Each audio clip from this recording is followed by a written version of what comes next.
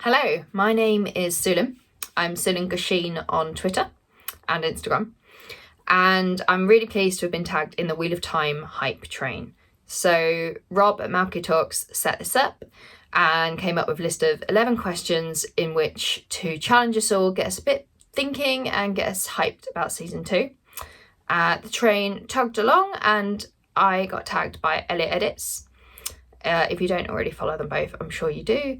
Go and check out their channels. Their content is hilarious and just generally brilliant, and they're both just very, very funny guys. So thanks for the tag, Elliot, and I will dive straight into it. Question number 1. What is your favourite episode of season 1? Mine is quite basic. I'm going to say episode 1 for the way it sets up the series, for the beautiful, beautiful panoramic shots, for the introduction of the characters. It's got a great cold open. For the scenes in the tavern, for the absolute shock and horror of Winter Night, for Tam being the daddy that we all want. It is such a great introductory episode, and they did so much with the very, very short amount of time that they had. And overall, I think of all the episodes, that it achieved what it needed to achieve. So, question 2. Who is your favourite character from season 1? I am a self-confessed Rand simp. You might expect that from Sulin, to be fair. I love Yosha's portrayal of Rand. He puts everything into that role, and you can completely see that he is every form of Rand that you know is coming in the book series. He's every form of Rand that you know that little naive, squishy Rand is at that point of time, and the way that the performance is given, you can see the nuance and you can see what's going to come. You can really see how he's going to develop that character. Okay, so question number 3 is super, super hard. It is, what is your favourite piece of dialogue from season 1? And so I went back and I had a vague idea of what I wanted to do with this, and I knew I wanted it to be a Moraine moment. I settled on something that was just, I don't think it was anything particularly profound. I don't think it was anything particularly earth-shattering. But I picked this because I felt like it told you everything about Moraine that you need to know. It tells you what her journey for the past 20 years has been, and it does it in 2 lines of dialogue. And so it's a moment in episode 5, and it's right at the start of the episode, and they're riding back into Tar Valon. And Lan turns to Moraine and said, "It's a long time since we've been home." And the line is from Moraine, "This saddle is home, this cloak, these boots, this brooding man at my side." And she gives this sly little grin to Lan, like she's teasing him, and it shows their relationship. It shows that they are so comfortable with each other, just as comfortable as she is in the saddle, with the boots, with the cloak, with her trousers instead of dresses divided for riding, which we're all very thankful for. I just love that it is a Moraine thing. She would say that. She doesn't say it in the books, but she doesn't need to. And also it mentions boots, so that immediately wins for me.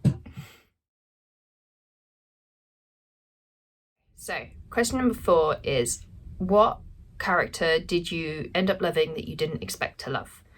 And I am going to answer with Stepin. So Stepin isn't really a character from the books. It's basically new to us as fans. I loved what they did with him. I love that they took a character that's essentially there for the purposes of exposition and to show what's going to happen later on, and they made him this emotional juggernaut. You will with Stepin every step of the way. on his journey. You were there with him when Karenni died. You felt that pain. You felt him try and put on a brave face. You felt the bone weariness of his loss. And I think they've really set up well potential future plot lines that may or may not happen. And they did it all through this one very wonderful, very heartwarming character. So yeah, good job on that. Okay, so question 5 is, who had the best outfit in season 1? I think this is a tie, and I'm going to allow myself to have 2 answers because they're in the same scene.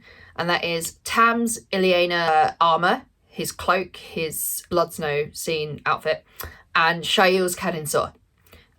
So the colours in the armour and the cloak are stunning. The golden bees are there if you look really closely. It's really clear. The colour is just gorgeous. Shail, her Kadin-Sor, her Shufa. It's stunning. It's practical. It's obviously, you know, easily adaptable as maternity wear. No, great costume. Question number 6 is, who portrayed their character best and why? I'm going to say Maria Doyle Kennedy as Isla, who is obviously quite a small part in the books, but I've been a really big fan of Maria Doyle Kennedy for years and years and years. I watched her originally in the Tudors. She was Catherine of Aragon, and it's very similar vibes in the character. It's this, you know, sort of very righteous, very pious or religious, almost, if you think about the beliefs of the Tuatharan.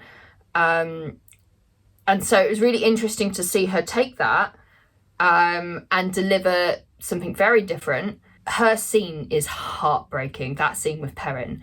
And I also think the softness to the role that she brought to it, and even the little moments, you know, when she talks to Perrin and she says, you know, you picked up a weapon, if you held an axe, like those moments really drill into Perrin. And I really think that her arguing the way of belief is much more effective than how it's delivered in the books. In the books, you kind of look at it and you think, oh, that's a bit simplistic.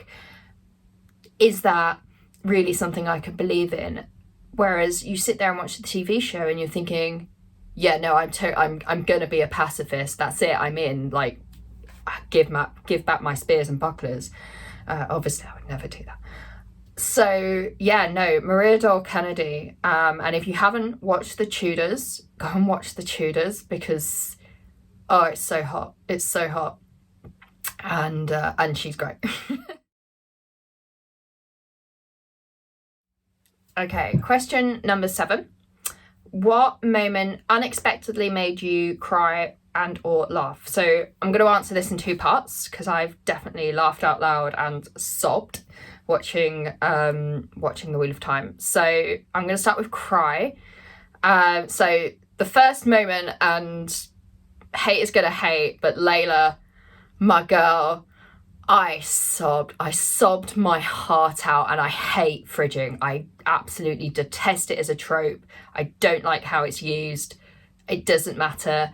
I sobbed and sobbed, and now I cannot watch episode 1 without, I start crying as Perrin and Layla run into the forge, and I am sobbing the whole way through. I'm sobbing when it flashes away from them to like Matt looking after his sisters, to Egwene and Nynaeve, and I'm still sobbing all the way through until he brings her out the house at the end. And I think a lot of it is in how Marcus delivers that. I don't believe it was a necessary scene to set up Perrin's journey at all. But I cannot say it did not make me cry my eyes out. And the other moment, Shail and Tam, it's you know, so obviously the Blood Snow, you are sat there in awe of the cold open. You watch her in pain. you know what's coming, right? You know, in your even if you've never read the books, in your heart, you know that pregnant woman fighting who's having pains apart from being stabbed, you know something bad is going to happen, and then it cuts, and then you spend basically an entire episode not knowing what happened to the badass pregnant fighter, and then it comes back to it right at the end of episode 7, and you get the moment where she's on her own, it's freezing cold, she has ripped open the bottom of her cabin saw, and she's there, and this soldier walks up to her and he's taken his helmet off, and there's that moment, that pause, and that is when I start crying. And then it cuts to Magdalena Satova's face, and she just does this face, and Tam takes off the helmet and he holds out his hand. And the second he holds out his hand and she grabs it, I am on the floor in the fetal position with my thumb in my mouth, sobbing, and I have no shame about it. It gets me every time, because in that moment, how good are the actors in portraying, they both know where this is going. They know she might be successful in delivering this baby. They know she ain't surviving it. She is, like, she dead. But in that moment of just pure human kindness, of I am going to help you through this, from Tam, and her just sheer gratefulness, her like feeling, and this is all from no dialogue, I should say, like this is entirely sort of just face acted, her, maybe my child might not die. Maybe my child has a chance to live, and it's because of this stranger who could have killed me but instead showed mercy. And very quickly, the laughter moment, I'm going to go with Loyal's introduction. You know, when he first arrived in the city, he says, you know, the locals all chased me through the street holding knives. And he says knives, and then he gestures at Rand's heron mark blade that he's holding at him, and it's like, yes, because to Loyal that would be a knife, and I just think that is really funny. And then he continues and he goes, I'm afraid I was almost beginning to get a little bit upset, and it's just the most Loyal thing. And yeah, Loyal's used as comic relief a little bit in the books, but it's just such a pure moment, and just like, you know, you've got Matt and Rand being really worried about each other, and like there's so much tension in the episode, and then Lowell comes in and he's like, gosh, you're all a bit silly, aren't you? Let's just calm this down a little bit and let's be friends. And it's just like the first moment when he looks at the knife, I barked out loud laughing. So yeah, that's my laugh and cry moments.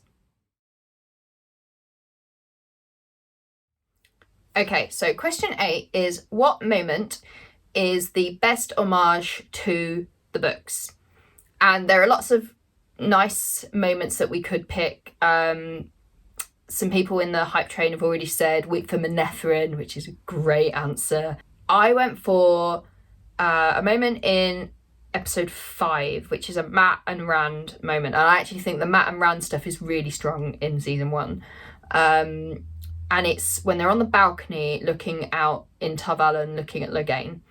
And Logain is looking up, laughing his head off in madness.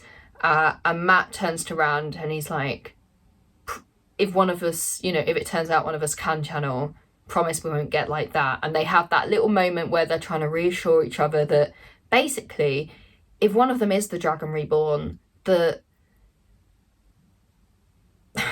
they're not going to abandon each other.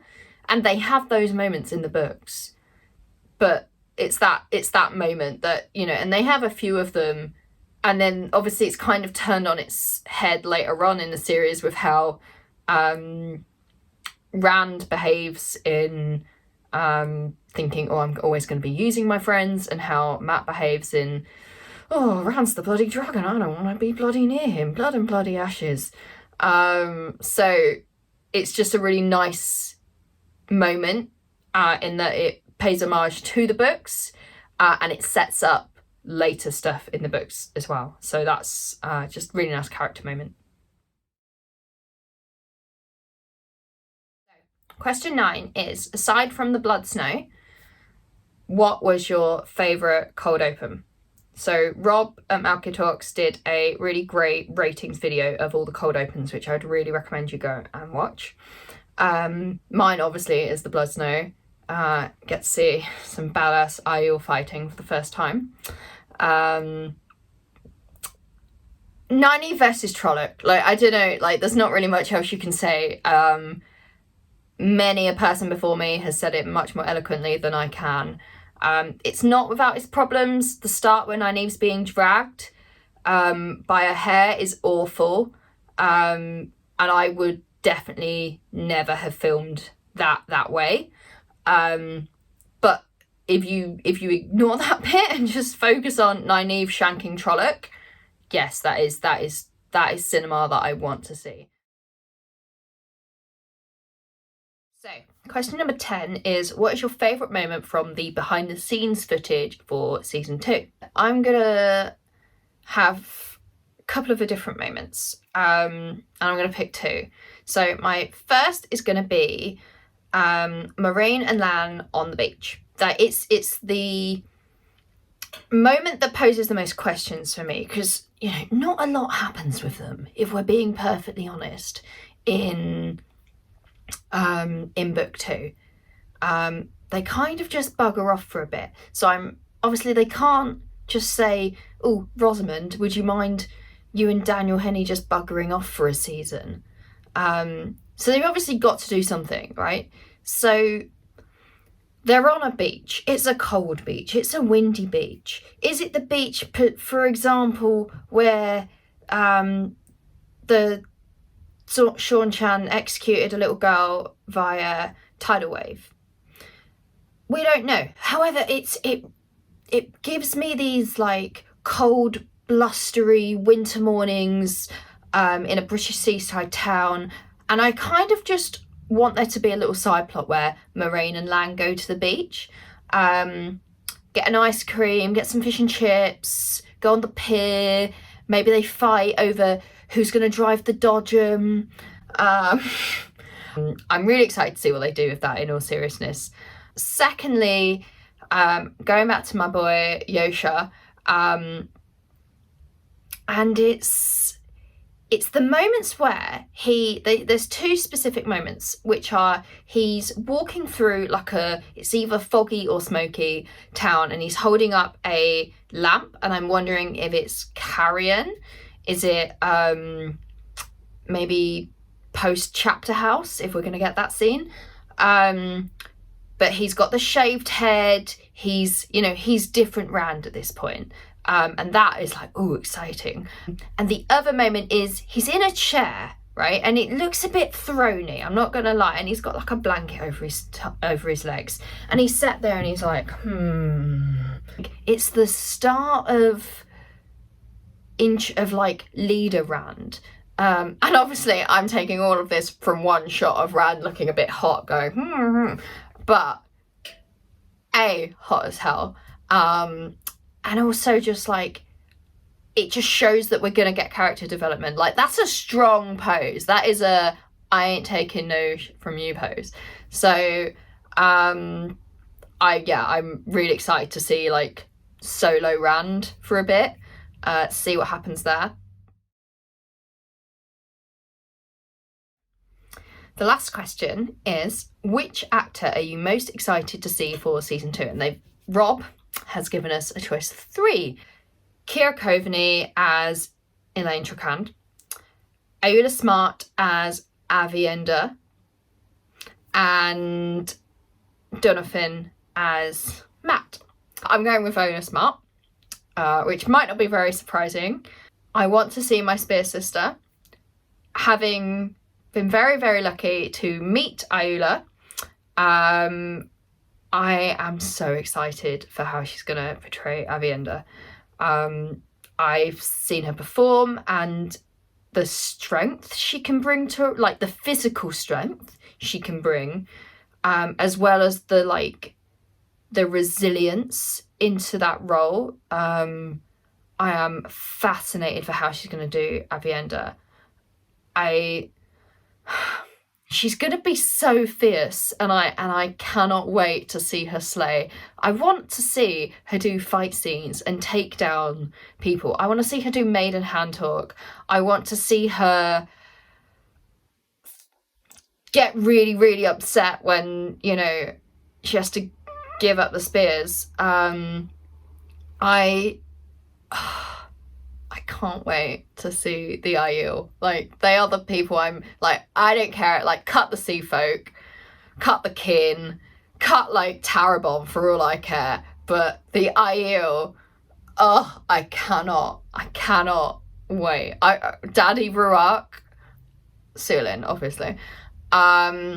In Nyla, I want to, like, oh my god, I just want to see all the Aiel. I want to see Amis. I want to see Bear. I want to see Melaine. I want to see pregnant Melaine. I want to see Dorinda. I want to see Bane and Chiad and Gul. Oh my god, like, if they aren't, like, main character actors by the end of it, I'm going to be so mad. So mad. So, yeah, it's got to be Avinda. This has been such a great challenge. So thanks again to Rob at Malky Talks for setting it up, and thank you again to Elliot for tagging me. So the train must go on. And I would really, really like to tag my very good friend Grace and my very good friend Anas at the Lightswork Pod. And I'd really like to see what you guys have to say, and how much you also want to curse Rob for giving these very, very difficult questions out to us all. So I hope you've all enjoyed. Please let me know how much you disagree with everything I've said. And if you really disagree, then I'll know don't do another video. So thank you all again. And if you have got to this point, thank you for listening. And see you soon.